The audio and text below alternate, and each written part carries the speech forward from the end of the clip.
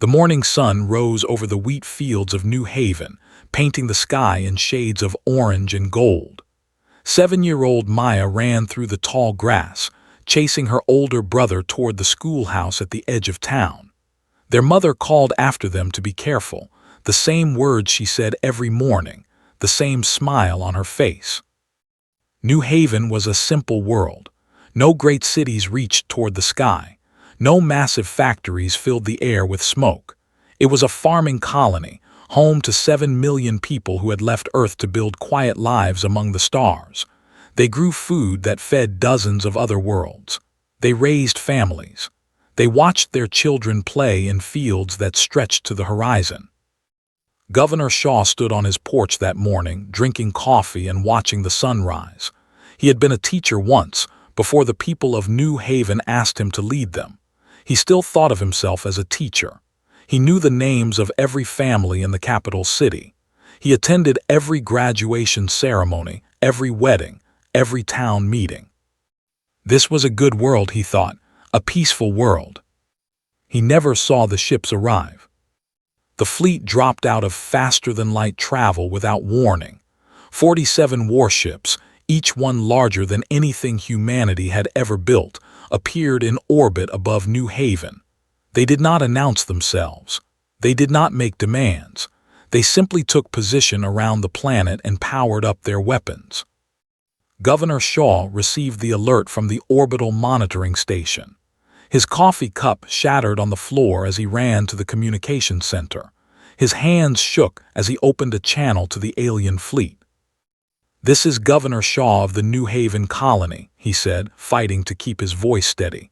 "Please identify yourselves. We are a peaceful settlement. We have no weapons. We mean you no harm." Silence answered him. Then a voice that sounded like grinding stone filled the room. "I am Overlord Val of the Dominion. Your territory has been claimed. Your presence is no longer required." Shaw felt ice spread through his chest. "Please," he said. "We have 7 million people here. Families, children. We will leave if you want this world. Just give us time to evacuate, please." "Your request is," Val replied. "Evacuation would be inefficient. Removal will now commence." The channel went dead. Governor Shaw had exactly 12 minutes to live. He spent them trying to reach the alien fleet again and again, begging for mercy that would never come. His last act was to transmit a warning to Earth, a message that would take 3 days to arrive. Then the sky burned. The bombardment lasted 6 hours. They were thorough. They were systematic. They reduced every city to ash. They burned every farm. They boiled the oceans and cracked the mountains. When they finished, nothing remained on New Haven but smoke and silence. 7 million people died that day. Maya and her brother never reached their school. Their mother never stopped smiling in the family photographs that survived only in databases far from that ruined world. Governor Shaw was vaporized along with his communication center, his final plea for mercy still echoing in the empty static. 3 days later, Admiral Daniel Cole stood on the bridge of the flagship Endurance and watched the footage that a hidden observation probe had recorded. Around him, his crew sat in complete silence. Some wept quietly. Others stared at the screens with expressions that had gone beyond grief into something harder and colder. Cole was 62 years old. He had served in the United Earth Defense Force for 40 years. He had commanded ships in border skirmishes and rescue missions. He had never lost a vessel under his command. He had never seen anything like this. The footage showed everything. The arrival of the fleet, Governor Shaw's desperate pleas, the dismissive response from Overlord Val, and then the bombardment itself, recorded in terrible detail from the probe's hiding place in a nearby asteroid field. Lieutenant Commander Lisa Grant stood beside the Admiral, her face pale but her eyes dry. She had cried already, alone in her quarters. Now she watched with the cold focus that had made her the best tactical officer in the fleet. "They didn't even give them a chance," she said quietly. "They asked for nothing, no resources, no surrender, they just killed them." They didn't see them as people, Cole replied, his voice rough. They saw them as obstacles, inconveniences to be removed. The footage ended. The bridge remained silent. Cole turned to face his crew. These were experienced officers, men and women who had trained for years to defend humanity. But nothing had prepared them for this. Nothing could prepare anyone for the casual murder of 7 million souls. I want this footage preserved, Cole said. Every second of it, every word. The galaxy needs to see what happened here, and they need to see what comes next. He walked to the main communication station and opened a channel to Earth. President Emma Price needed to see this immediately. The entire human government needed to understand exactly what had been done to their people. But more than that, Cole needed orders. Because right now, looking at the smoking ruin that had been New Haven, he wanted nothing more than to take his fleet into space and burn their worlds the same way they had burned his. He knew that feeling was dangerous. He knew that revenge could consume everything it touched. But he also knew that this could not go unanswered. 7 million people had been murdered. 7 million lives had been wasted by creatures who saw humanity as nothing more than an inconvenience. As the Endurance turned toward Earth, Admiral Cole made a silent promise to the dead of New Haven. He did not know yet what form justice would take. He did not know how humanity would respond. But he knew one thing with absolute certainty. This would not be forgotten, and it would not be forgiven. The stars seemed colder now, darker somehow. The universe had shown humanity something terrible about itself. There were species out there who killed without hesitation, without remorse, without even acknowledging that their victims were alive. And now humanity had to decide what kind of species they would be in response. 3 weeks after New Haven burned, the Galactic Council gathered in their great chamber on the neutral station of Axis Prime. Representatives from 37 spacefaring species filled the circular hall, their different forms and faces reflecting the diversity of intelligent life in the galaxy. The representative, a tall creature covered in dark scales, sat in a position of honor near the center. His species was powerful. His species was feared. And his species had just murdered 7 million humans without consequence. Ambassador Tyler Brooks walked into the chamber alone. He was a tall man with gray hair and calm eyes, a diplomat who had spent 20 years building relationships between humanity and the wider galaxy. Those relationships had meant nothing when New Haven died. No species had offered help. No species had condemned the attack. They had simply watched and waited to see what would happen. Brooks carried a small data device in his hand. His footsteps echoed in the sudden silence as every eye in the chamber turned to watch him. "The representative from Earth may speak," announced the council moderator, a being of living crystal who served as neutral arbiter.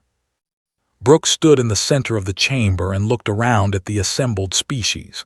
He saw curiosity in some faces, amusement in others, and in many, he saw the careful blankness of those who did not want to get involved. 3 weeks ago, Brooks said, his voice clear and steady, the Dominion entered the New Haven system without provocation. They were contacted by Governor Shaw, who offered peaceful communication. He offered surrender. He begged for time to evacuate the civilian population. Brooks paused and looked directly at the representative. The response was to kill every man, woman, and child on that planet. 7 million people, farmers, teachers, children who had never seen a weapon in their lives. The representative made a sound that might have been a laugh. The territory was required for Dominion expansion. The removal of the human presence was efficient and necessary. Brooks nodded slowly. "I thought you might say something like that, so I brought something to show the council." He activated the data device. Holographic projectors throughout the chamber flickered to life, and suddenly the council members were surrounded by the images and sounds of New Haven's final hours. They heard Governor Shaw's voice, desperate and afraid, pleading for mercy. They heard Overlord Val's dismissive response, and then they watched as the bombardment began.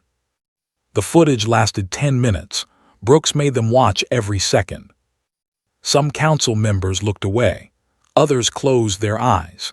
A few species left the chamber entirely, unable or unwilling to witness what they had done. When the footage ended, Brooks stood in silence for a long moment. Then he spoke again. Humanity formally requests that the Dominion withdraw from the New Haven system. We request that those responsible for ordering and executing this attack be surrendered to face trial for mass murder. And we request that the Galactic Council support these demands. The representative rose from his seat, his scales rippling with what appeared to be amusement. Humanity makes demands. Your species is young. Your territory is small. Your military is weak. The Dominion does not answer to insects. Brooks remained perfectly calm. Then the Dominion refuses our requests.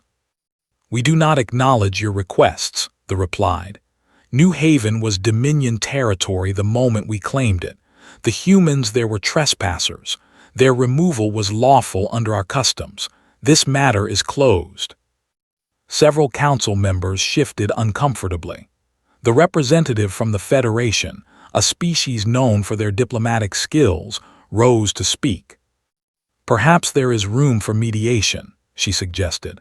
The loss of life is regrettable, but surely both parties can find a path toward peaceful resolution. Brooks turned to face her. Mediation, he repeated, a peaceful resolution. Did Governor Shaw not ask for peace? Did he not beg for his people's lives? Where was mediation then? They had no answer. Brooks turned back to the full council. Humanity came to this galaxy seeking friendship, seeking trade, seeking to learn from species older and wiser than ourselves. We asked for nothing except the chance to exist among you. He looked at the representative. You have 30 standard days to comply with our requests. Withdraw from New Haven. Surrender those responsible. If you do not, there will be no further communication from humanity, no negotiation, no diplomacy. And then what? He asked, his tone mocking. You will declare war. Your entire fleet could not scratch our border defenses. Brooks smiled, but there was no warmth in it. You have wasted 7 million human lives. We will not waste words. 30 days. He turned and walked out of the chamber without another word. Back on Earth, President Emma Price addressed humanity in a global broadcast. She stood alone behind a simple podium, no flags or symbols behind her, just a plain gray wall. By now you have all seen what happened to New Haven, she said. You have seen the footage. You have heard the words of those who murdered our people. The Dominion has refused to acknowledge any wrongdoing. The Galactic Council has offered only empty words. She paused, and when she continued, her voice was harder than anyone had ever heard it. The people of New Haven asked for mercy. They received none. Now we have given the 30 days to make this right. I do not expect them to comply. I do not expect the galaxy to help us. President Price looked directly into the camera. They believe we are weak because we sought peace. They believe we are harmless because we never chose violence. They are wrong.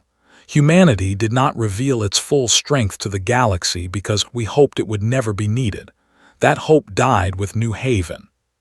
She straightened her shoulders. To the people of Earth and every human colony I say this, prepare. To the Dominion I say this, you had a choice. You chose cruelty. You chose murder. You chose to laugh at 7 million graves. Now you will learn what happens when you waste human lives. The broadcast ended. In military bases across human space, personnel who had been on standby received new orders. Ships that had been in reserve began powering up their engines. And in hidden facilities that no other species knew existed, weapons that humanity had hoped to never use were taken out of storage and prepared for war. Fleet Admiral Chris Lane stood in the command center beneath the Rocky Mountains and watched the reports coming in from across human territory. He was a quiet man who rarely spoke and never made threats. When his aide asked him what would happen when the 30 days ended, Lane's answer was simple. Then we show them what humans do when there is nothing left to lose. Galaxy watched humanity's deadline with amusement. In diplomatic halls and military command centers across 100 worlds, alien strategists discussed the foolishness of the young human species. They had seen humanity's registered fleet. 50 ships, mostly light cruisers and transport vessels. Nothing that could challenge even a minor power, let alone the Dominion. They themselves treated the deadline as a joke. Overlord Vol gave several interviews to galactic news services, laughing openly at human threats. "Let them come," he said. "Their entire species will learn the same lesson as New Haven." They did not know about the shipyards hidden in the asteroid fields of the outer solar system. They did not know about the research stations buried beneath the frozen moons of Jupiter. They did not know about the 300 years of quiet preparation that humanity had undertaken since first discovering they were not alone in the universe. Captain Susan Ward stood on the bridge of her new command and tried to control her breathing. The heavy cruiser Retribution was unlike anything humanity had ever shown to the galaxy. 3 kilometers long, bristling with weapons systems that would have seemed like magic to any observer, powered by engines that could outrun anything in known space. And Retribution was just one ship among 400. "All systems check complete," her first officer reported. "We are ready to join the fleet." Ward nodded slowly. She was 45 years old, a career officer who had spent 2 decades commanding patrol ships and escort vessels. The official records showed her as an average captain with an average career. The real records, the ones hidden behind layers of security that not even the Galactic Council could access, told a different story. She had been training for this mission for 10 years. "Take us out," she ordered. Retribution slid out of its hidden dock and joined the stream of warships heading toward the assembly point. Ward watched through the viewports as ship after ship emerged from concealment. Cruisers, destroyers, carriers loaded with fighter craft, and at the center of the formation, the massive dreadnoughts that represented the true power of humanity's hidden fleet. Admiral Daniel Cole stood on the observation deck of the memorial construction site on Earth's moon. Below him, thousands of workers labored around the clock to build a tribute to New Haven's dead. 7 million names would be carved into black stone imported from asteroids across the solar system. The memorial would be visible from Earth with a simple telescope, a permanent reminder of what had been lost. "They still think we are bluffing," said a voice behind him. Cole turned to find his younger brother, Sergeant Major Victor Cole, standing in the doorway. Victor commanded the Ground Forces Division, the Marines who would be first to set foot on enemy territory. He was 10 years younger than Daniel and had spent his entire career in the shadows, training for operations that officially did not exist. "Let them think what they want," Daniel replied. "It will not change what happens next." Victor walked to stand beside his brother, looking down at the memorial under construction. "I keep thinking about the children," he said quietly. "All those kids who woke up that morning thinking it was just another day. They never had a chance." None of them had a chance, that is the point.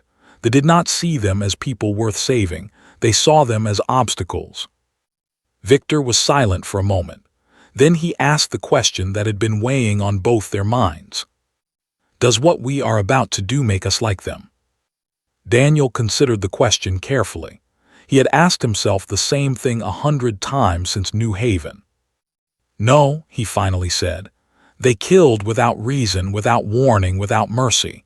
They murdered 7 million people who were begging to surrender. What we do next is not cruelty, it is consequence. There is a difference." "Is there?" "There has to be, because if there is not, then nothing means anything." Daniel turned to face his brother. "We are not going to kill their civilians. We are not going to burn their cities. We are going to dismantle their ability to ever do this again. That is justice, not revenge." Victor nodded slowly. "The troops are ready. Whatever you need us to do, we will do it." In a research facility deep beneath the mountains of Switzerland, Dr. Hayes supervised the final loading of weapons systems onto transport ships. He was a thin man with tired eyes, a physicist who had spent 30 years developing technologies that he prayed would never be needed. Now they were needed, and he hated every moment of it. "The quantum torpedoes are loaded," his assistant reported. "The shield generators are calibrated. Everything is ready for deployment." Hayes signed the final authorization with hands that trembled slightly. These weapons could crack planets. They could end civilizations. He had built them because humanity needed the option, needed the ability to defend itself against species like but he had never wanted to see them used. "May God forgive us for what we are about to do," he said quietly. His assistant, a young woman who had lost her cousin on New Haven, shook her head. "God did not kill 7 million people, Doctor. The did. We are just making sure they can never do it again." The deadline passed at midnight, Earth Standard Time. Humanity stopped responding to all communications from the Galactic Council. Diplomatic channels went silent. Trade vessels returned to human space and did not leave again. The galaxy waited, still expecting nothing to happen. They positioned a border defense fleet of 100 ships along the edge of their territory, confident that it would be more than enough to crush any human attack. Then the human fleet arrived. 400 warships dropped out of faster-than-light travel in perfect formation. They were larger than anything the galaxy had seen from humanity. They were faster. They were armed with weapons that made the assembled commanders stare at their sensors in disbelief. Admiral Cole sat in his command chair aboard the Endurance and opened a broadcast channel that every ship in the system would hear. "This is Admiral Daniel Cole of the United Earth Defense Force. 30 days ago, humanity gave the Dominion a chance to make peace. You refused. You laughed. You called us insects." He paused, letting the silence stretch. "We are not here to negotiate. We are not here to accept surrender. We are here to show you what happens when you murder 7 million humans and expect no consequences." Cole looked at the tactical display showing the border fleet. 100 ships against 400, but it was not the numbers that mattered. It was what those ships could do. "All vessels," Cole said calmly, "weapons free." The battle for the future of humanity had begun. The border fleet had been the pride of the Dominion for 300 years. 100 warships, each one tested in dozens of campaigns against lesser species, crewed by warriors who had never known defeat. Their commanders looked at the human fleet with contempt mixed with confusion. Where had these ships come from? How had humanity hidden such a force? It did not matter, they decided. Numbers meant nothing against superiority. They were wrong. The first salvo from the human fleet crossed the distance between the two forces in less than 2 seconds. Quantum torpedoes, weapons that existed only in theoretical papers in galactic universities, slammed into shields and tore through them like paper. 3 warships vanished in balls of white fire before their crews even understood they were under attack. Admiral Cole watched the battle unfold on his tactical display with cold precision. There was no joy in this, no satisfaction, only the grim necessity of what had to be done. "Concentrate fire on their command ships," he ordered. "I want their leadership gone before they can coordinate a response." Captain Susan Ward pushed the Retribution forward, leading a squadron of heavy cruisers directly into the heart of the formation. Her ship's shields absorbed hits that would have destroyed any vessel the galaxy had seen before. Her weapons fired continuously, each shot finding its target with terrible accuracy. "Their shields cannot stop our torpedoes," her tactical officer reported, his voice shaking with a mixture of fear and something like awe. "They are not even slowing them down." "Then we keep firing until there is nothing left to shoot at," Ward replied. They tried to fight back. They launched their own torpedoes, fired their energy weapons, even attempted ramming attacks in desperation. But human ships were faster, their shields were stronger, and their weapons were decades beyond anything the Dominion had ever faced. Overlord Vol watched his fleet die from his flagship at the center of the formation. Ship after ship vanished from his display. Distress calls flooded his communication channels, commanders begging for orders, for reinforcements, for anything that might save them. He had underestimated the humans. Everyone had underestimated the humans, and now his fleet was paying the price. "Open a channel to the human flagship," he commanded. "I will negotiate with their admiral." His communication officer tried. The channel was refused. "Try again," Vol ordered, fear creeping into his voice for the first time. The channel was refused again. Finally, Admiral Cole's voice came through on an open broadcast that every surviving ship could hear. "You did not give New Haven the chance to negotiate," Cole said. "Governor Shaw begged you for mercy. He offered surrender. He pleaded for time to save his people. You told him his request was, and then you killed 7 million innocent people." Vol tried to respond, tried to offer terms, but the channel was one way. He could hear Cole, but the human admiral would not listen to anything he had to say. "You will receive no negotiation from us," Cole continued. "You will receive no mercy. You will receive exactly what you gave to New Haven." The battle lasted 4 hours. When it ended, not a single warship remained intact. Escape pods drifted in the wreckage, and human ships moved to collect them. The survivors would face trial. They would answer for what they had done.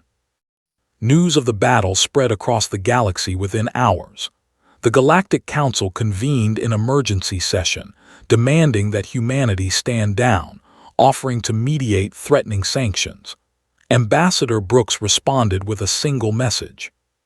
"We warned you. We told you exactly what would happen. You chose not to believe us. That is not our concern." The human fleet did not stop at the border. They advanced deeper into space, moving with purpose and precision. They destroyed military installations. They demolished shipyards. They reduced weapons factories to rubble, but they bypassed civilian population centers without firing a shot. Sergeant Major Victor Cole led ground teams onto military bases, capturing officers and securing records. But his most important missions were different. For centuries, they had conquered and enslaved dozens of lesser species. Those slaves labored in mines and factories across Dominion territory. Victor's teams freed them. On a mining colony in the outer systems of space, Victor stood in an underground cavern and looked at the beings his team had just liberated. They were small creatures with large eyes, covered in thin fur, trembling as they stared at the human soldiers who had broken down the doors of their prison. "Who are you?" one of them asked, speaking in broken galactic common. "Why you help us?" Victor knelt down to bring himself closer to their eye level. "We are humans," he said. "We came to stop them from hurting anyone else." "But we not your people. We not anyone to you. Why you stop fighting to save us?" It was a fair question. Every hour spent on rescue operations was an hour not spent advancing on the. Every transport used to evacuate slaves was a transport not carrying ammunition. "Because this is what we do," Victor replied simply. "We are not like them. We do not leave people to suffer if we can help them." The small creatures stared at him in confusion. In their experience, powerful species took what they wanted and discarded everyone else. The concept of strength used for protection rather than domination was foreign to them. Victor's communication unit crackled with a message from Admiral Cole. "Ground teams, be advised. High Command is attempting to negotiate again. They are offering complete surrender." "What is the Admiral's response?" Victor asked. He said, "We are not here to accept their surrender. We are here to make sure they can never do this again. Continue operations as planned." Victor nodded and turned back to the rescued slaves. "We are going to take you somewhere safe," he told them, "somewhere that can never reach you again." As his teams loaded the freed prisoners onto transport ships, Victor thought about what his brother had said about the difference between justice and revenge. They were not killing civilians. They were not burning cities. They were dismantling an empire that had grown fat on cruelty and conquest. But more than that, they were showing the galaxy something that perhaps no one had expected. Humanity had come to space with the power to destroy everything in their path. They had the weapons to crack worlds, to end civilizations, to repay the massacre of New Haven 1,000 times over. And they were choosing not to. Not because they were weak, not because they could not, but because they were better than the species that had murdered 7 million of their people. Victor watched the transport ships rise toward orbit, carrying beings who had been slaves an hour ago toward freedom they had never expected to see. This, he realized, was what made humanity different. This was why the galaxy should have been afraid to make them angry.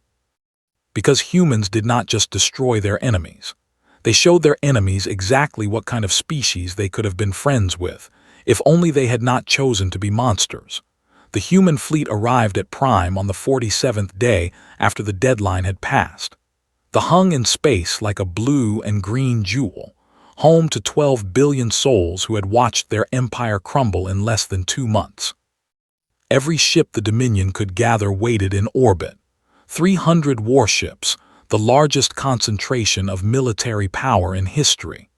They had pulled vessels from every corner of their territory, leaving colonies and outposts undefended, gathering everything they had for one final stand.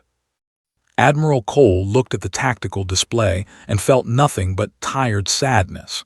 So many ships, so many lives that would end today because their leaders had chosen murder over peace. "Signal all ships," he ordered. "Standard engagement formation. We finish this today." The battle above Prime lasted 2 days. They fought with desperate courage, knowing that defeat meant the end of everything they had built.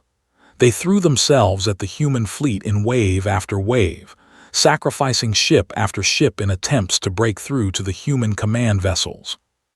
It was not enough. It was never going to be enough. By the end of the 2nd day, the home defense fleet had been reduced to scattered wreckage drifting in orbit around their world.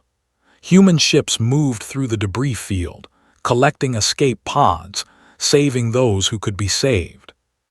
Overlord Vol had survived. His flagship was crippled and drifting, life support failing, but he was alive. When human Marines boarded his vessel, they found him on the bridge, sitting in his command chair, waiting. "You have won," he said as the Marines surrounded him. "What happens now? Will you burn our world as we burned yours?" The Marine commander, a woman named Lieutenant Park, shook her head. "That is not for me to decide. Admiral Cole wants to speak with you." They brought Vol to the Endurance in chains. He was led through corridors filled with human crew members who watched him pass with cold eyes.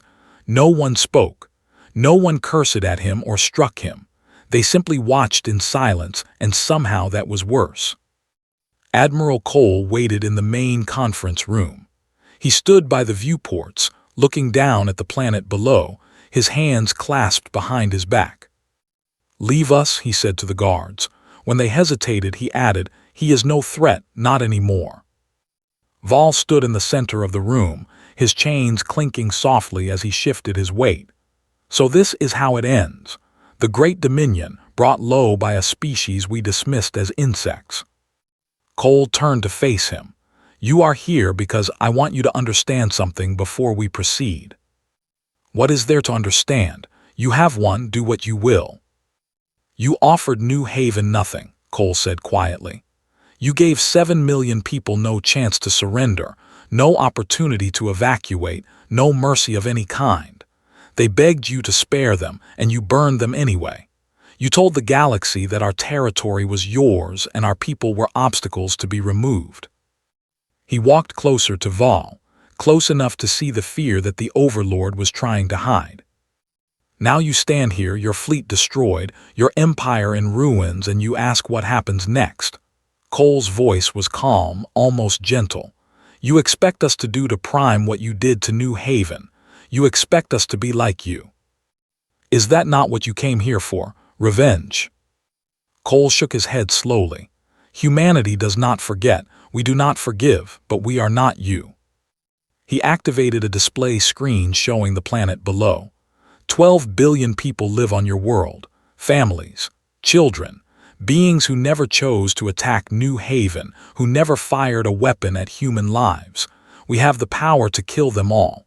Every weapon in our fleet is capable of reaching your surface. Vol said nothing. He waited for the death sentence he was certain was coming. We will not use them, Cole continued. We are going to dismantle your war machine completely. Every ship will be destroyed. Every weapons factory will be demolished. Your military leadership will be arrested and tried for the murder of 7 million humans. Your ability to threaten anyone ever again will be erased. And then we leave. Your people will survive. They will rebuild eventually, though it will take generations before they can travel between stars again. But they will live, because we are not like you. Vol stared at the human admiral with an expression of complete incomprehension. Why? We killed your people. We laughed about it. Why would you show mercy? Cole turned back to the viewport. Because showing restraint when you have the power to destroy is what separates civilization from barbarism. You had that choice. You chose cruelty. We choose differently. 3 months later, Admiral Cole stood before the Galactic Council one final time. Behind him, a holographic display showed images of the New Haven Memorial, now complete. 7 million names carved into black stone that stretched for miles across the lunar surface, visible from Earth with a simple telescope. The Dominion no longer exists as a military power, Cole announced. Their fleet is destroyed. Their weapons are gone. Their leaders are in custody awaiting trial.